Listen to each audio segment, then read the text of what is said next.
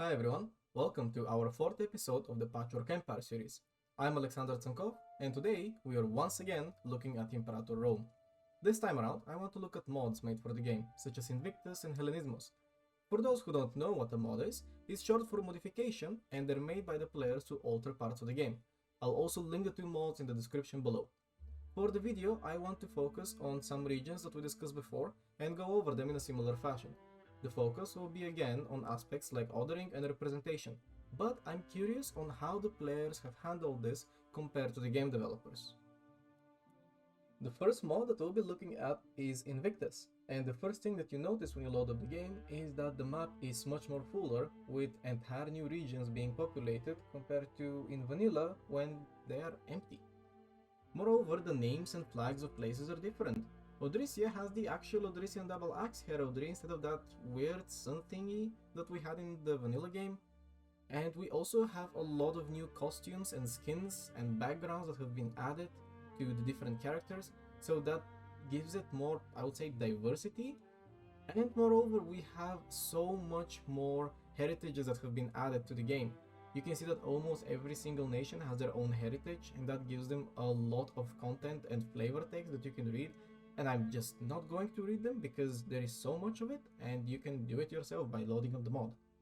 But in any case, it makes the regions feel so much more alive and more on par with the big boys from the vanilla game, which were, well, the only ones that had any content.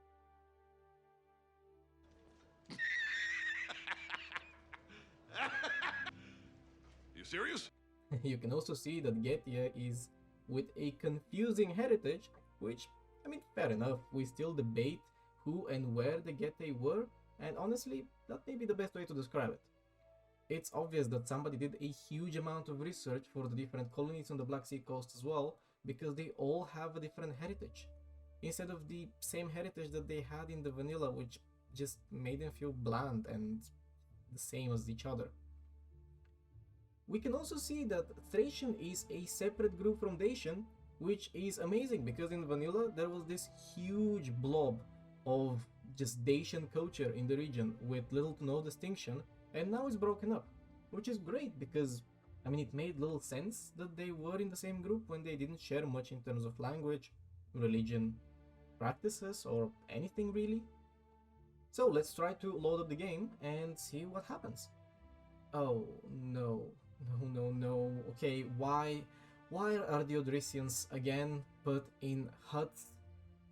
This looks like the Total War situation. In the base game at least they had actual houses, but here they're in huts, which make the civilization situation so much worse because the building is decided based on the majority culture in the province, and that means that they made the Odrysian culture just more tribal in quotation marks, because, well, why else would they be in huts? It just adds more to the stereotype that the region is wild, poor, and underdeveloped, and that's all the associations that are implied with styles such as this.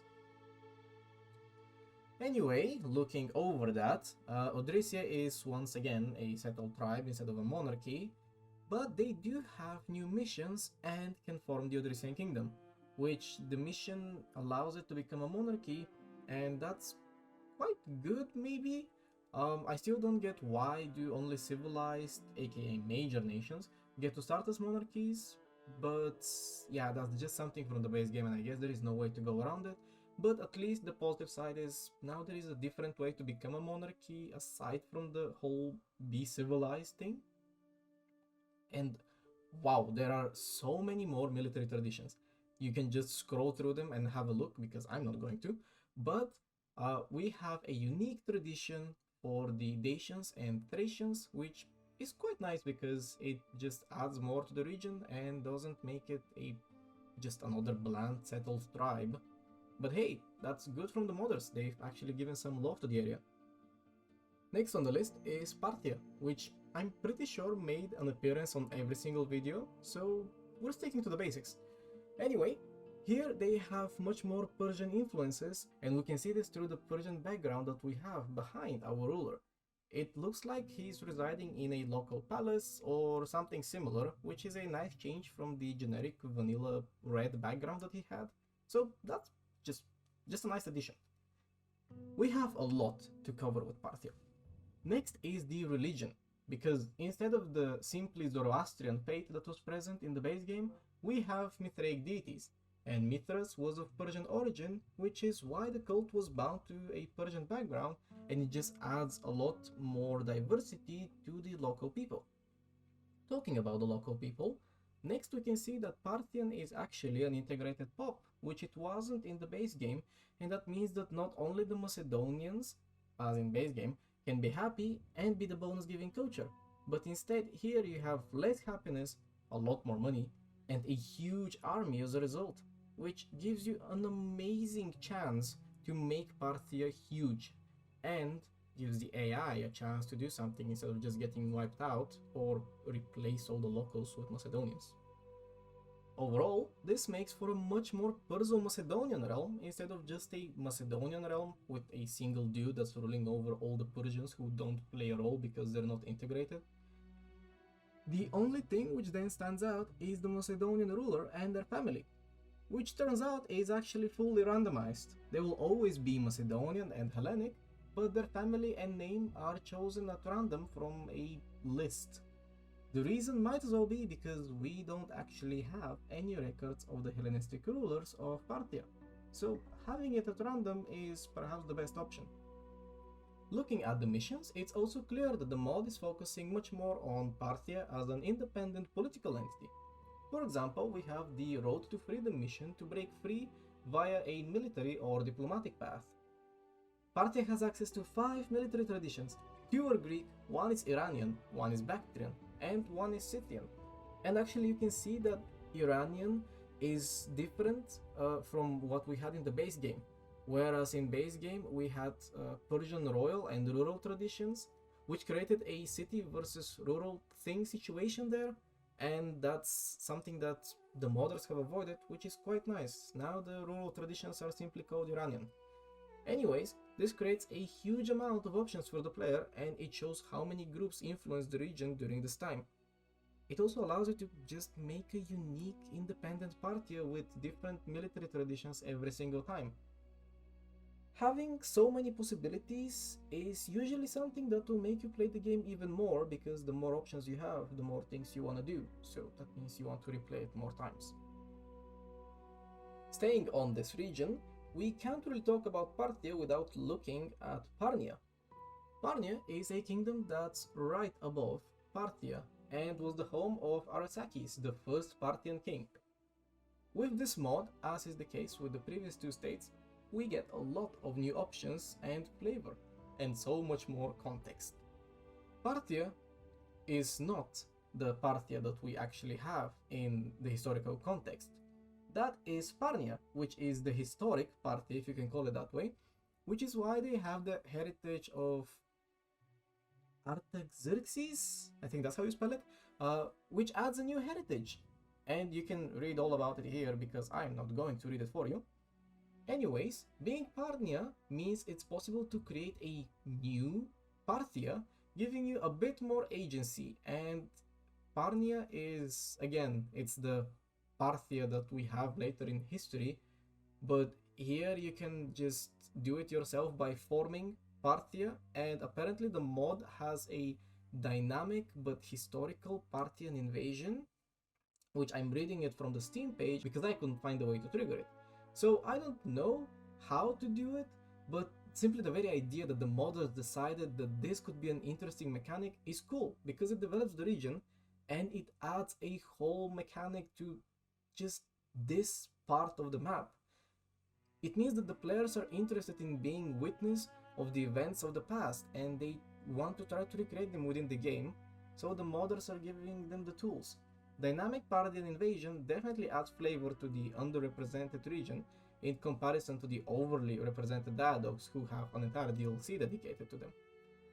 It just demonstrates how much more the players are interested in smaller political entities and having some variety to them, instead of the players having to come up with everything in their heads while playing it.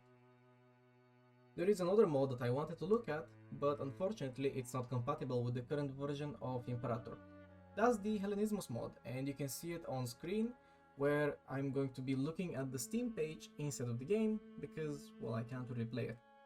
Anywho, the mod builds on the idea of syncretic cultures, which used to be a very prominent idea amongst Hellenistic scholars, but was dropped not too long ago. The idea of syncretic culture is having two distinct pure cultures mixing and creating a new mixed culture.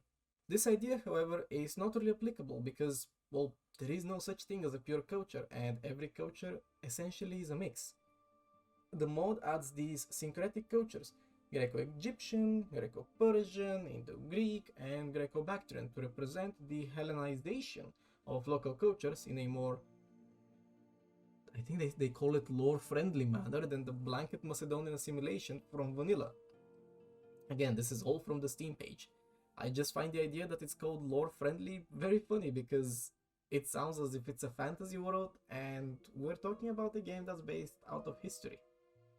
But the idea that the Macedonian assimilation from vanilla is lacking in terms of quality is something that I agree with, and I think it's very good that people who play the game have tried to find ways to improve it.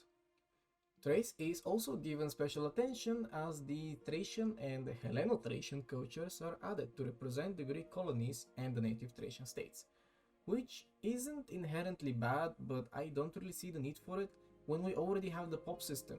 In some cases, I think the mod just tries too hard and adds too much difference between groups that really didn't have that much, and it's just an arbitrary split of populations. The mod also relies on an older understanding of Hellenization as a process, which is not as prevalent nowadays.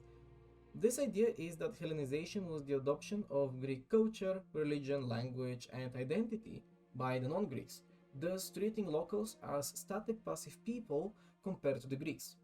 Nowadays, Hellenization, even as a term, is heavily debated because it misrepresents the dynamics of the period, and it talks more about Greekness rather than anything else. Still, somehow this is an improvement over the overly basic Macedonianizing from the base game, where everybody suddenly just becomes Macedonian and there is a huge big blob from Pella to Pataliputra, such as the mod description puts it. As the base game not only does not show the local groups as having identity of their own and fluidity, it also generalizes the Greco-Macedonians as a single Macedonian homogeneous whole. Suddenly, all of these people, from Bactria to Greece, are all the same Macedonians, and Hellenization, in this case, is essentially the same process everywhere, and it just doesn't work as a concept. There is no way that all these people from across the entire continent were all the same, and they all came from the same place. Overall, I think that the mods for Imperator share some great similarities in the fact that in their core, they seek to create more representation for the underrepresented groups in the base game. These groups are often the locals living under large Hellenistic empires, which got their own DLCs by the way, which some mods also seek to amend by giving them more agency and variety. Through various means, those modders have brought these regions to life, and you can see the characters having much more local influences in them and being more varied based on the region instead of being bland copy-pastes and just generic.